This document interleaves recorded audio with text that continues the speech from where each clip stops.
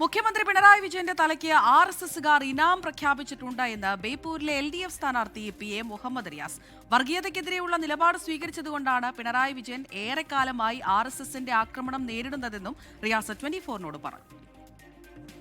ബേപ്പൂർ മണ്ഡലം LDF സ്ഥാനാർത്ഥി PA Muhammad Riyas ആണ് 24നോടൊപ്പമുള്ളത്. അദ്ദേഹം പര്യടനത്തിലാണ്. പക്ഷേ സ്വന്തം മണ്ഡലത്തിലല്ല, മറ്റൊരു മണ്ഡലത്തിലാണ് ഇപ്പോൾ പര്യടനം നടത്തുന്നത്, കോഴിക്കോട് നോർത്ത്.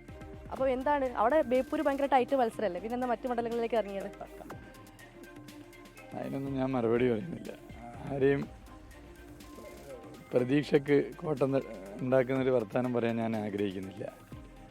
ഇടതുപക്ഷ ജനാധിപത്യ മുന്നണിയുടെ മികച്ച പ്രകടനമാണ് എല്ലാ മണ്ഡലങ്ങളും കാണാൻ സാധിക്കുന്നത്. മറ്റൊരു കാര്യം, കഴിഞ്ഞ ദിവസം ഷാഫി പറമ്പിൽ പറഞ്ഞത് മുഖ്യമന്ത്രി മറ്റൊരു മോഡിഫൈഡ് വേർഷൻ ആണെന്നാണ്. അതായത് കഴിഞ്ഞ ദിവസത്തെ പത്രസമ്മേളനം ഉദ്ധരിച്ചുകൊണ്ടാണ് അദ്ദേഹം പറഞ്ഞത്.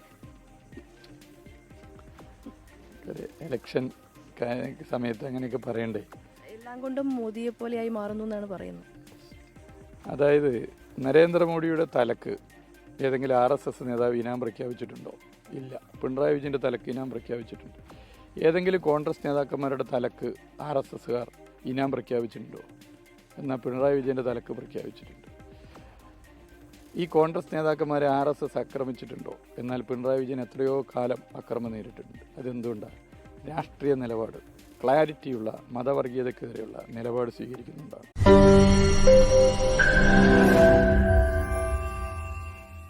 ലോകത്തെവിടെയായാലും ഏത് സമയത്തും 24 വാർത്തകളും ഓഗ്മെന്റഡ് റിയാലിറ്റി പാക്കേജുകളും എക്സ്പ്ലെയിനറുകളും വിശദമായി കാണാൻ ഞങ്ങളുടെ YouTube ചാനൽ നിങ്ങൾക്ക് സബ്സ്ക്രൈബ് ചെയ്യാം.